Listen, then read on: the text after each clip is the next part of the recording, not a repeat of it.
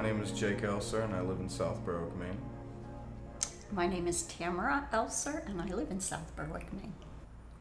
I was originally diagnosed with bipolar disorder, bipolar 2, with psychotic tendencies.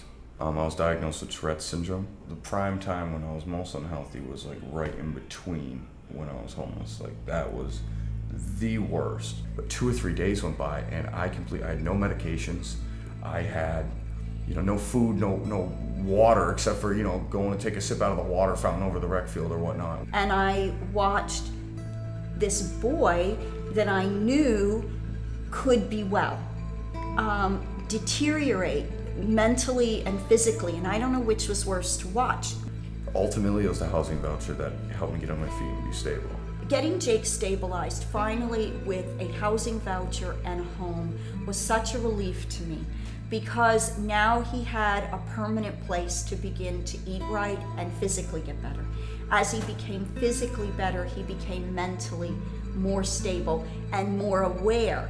I need to see a doctor for medication. That was really the pivotal point. Now I can be stable. Now I can be okay. Now I can go somewhere with the potential that I have. I actually work at Foster's Daily Democrat, which is the newspaper located over in Dover, New Hampshire. We make sure that the paper is printed out, the inserts from the paper, produced properly, counted out properly, put on the right pallets, and sent out to the right drivers so you and everybody else in the area can read their paper first thing in the morning. Right when I got that voucher, everything in my life started to turn around.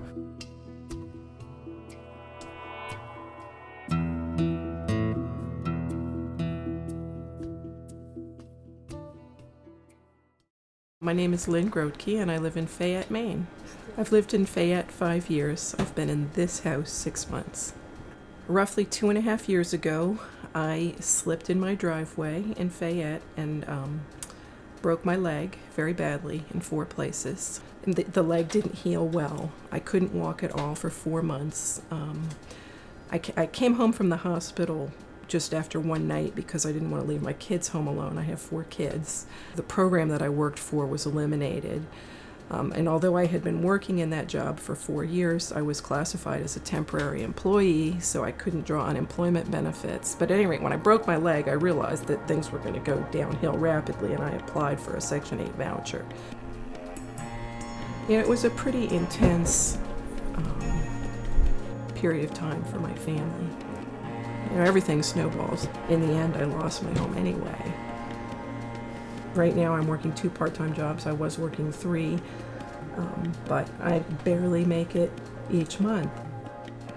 More than half of my monthly income goes to my housing, to pay for my housing. I've been on the Section 8 waiting list since February of 2008.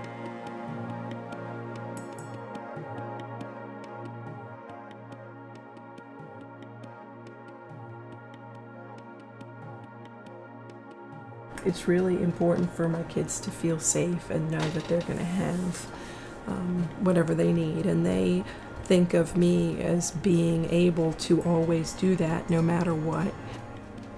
These kids should not be in these situations.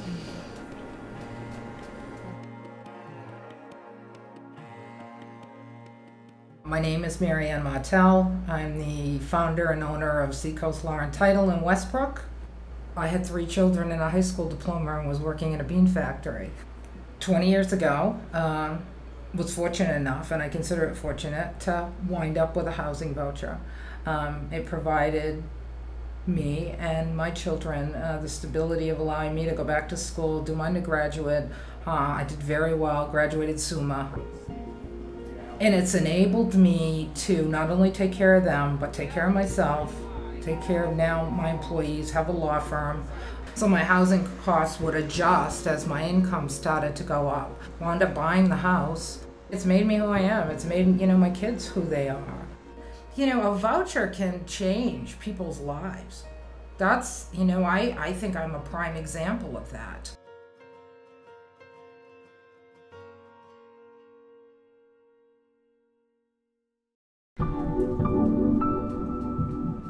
The folks that are out in the community, those families, about 80 to 85% of those people are employed. And they work at McDonald's and Shaw's and Hannaford and the banks and that. And you know, they're in situations where they don't make enough to sustain themselves in decent, safe, affordable apartments. You need to make about $19 an hour in order to afford what rents would run in the Portland marketplace. Not everybody makes $19 an hour. When somebody receives a voucher, they use it to rent a modest apartment on the private market. And the general principle is that they spend about 30% of their income towards the rent. It brings money from outside the community, mostly the federal government, into the community for landlords, for tenants, for the economy at large. The landlord's unit is full. They have the money to pay their mortgage, and they have the money to go out into the community and spend money on their services.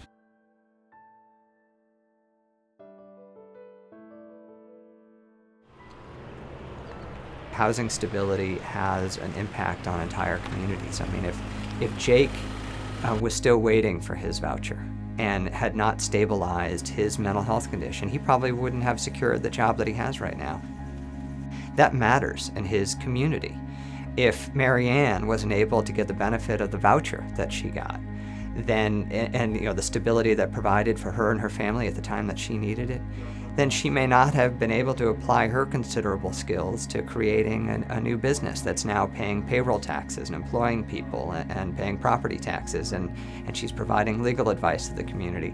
That matters to this community. And likewise, if Lynn spends the next 2 years sitting on a waiting list, waiting for a voucher, living in a trailer next to an abandoned gravel pit, the likelihood that she's going to be able to use her skills in the job market in a way that she's capable of are severely diminished. And frankly, if she keeps paying 60% of her income towards rent, her ability to buy products from local stores ends up being impacted. So I think the lack of vouchers and our inability to do better than we've done over the past 8 years in particular has impacts at both the personal and the community level.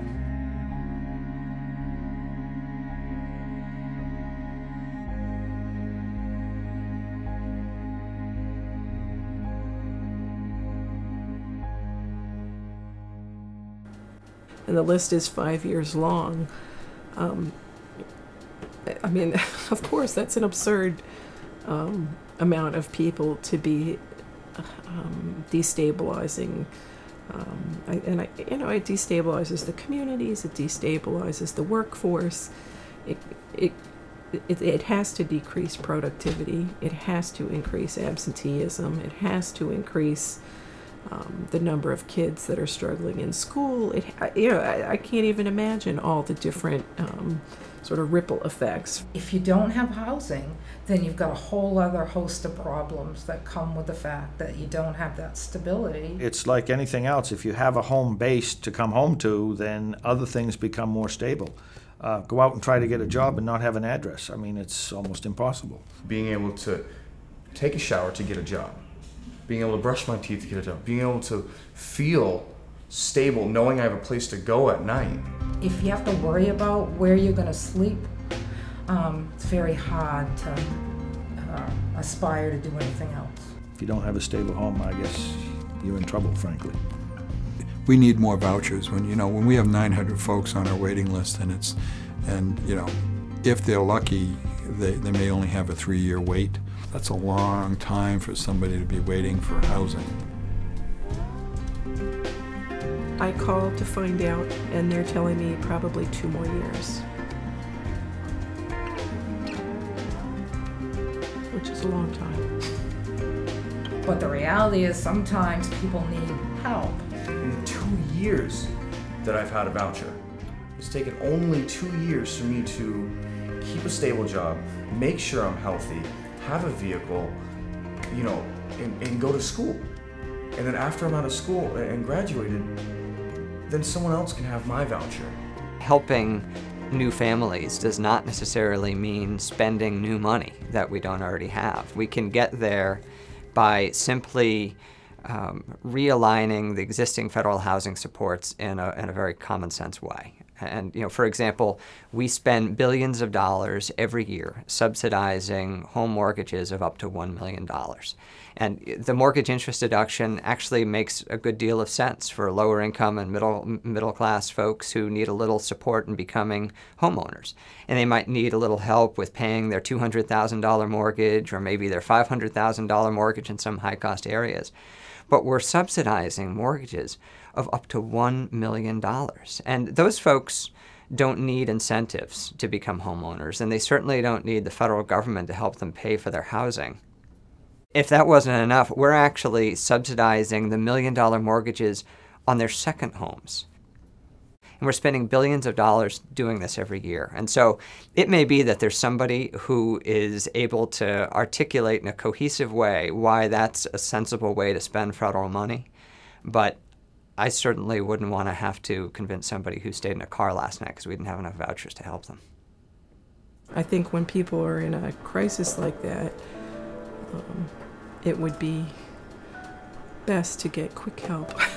It made a difference in everything. I've just watched Jake blossom as a result of this and become such, not a different person, but the person he was able to be. And that's an American story. It's not just a Maine story.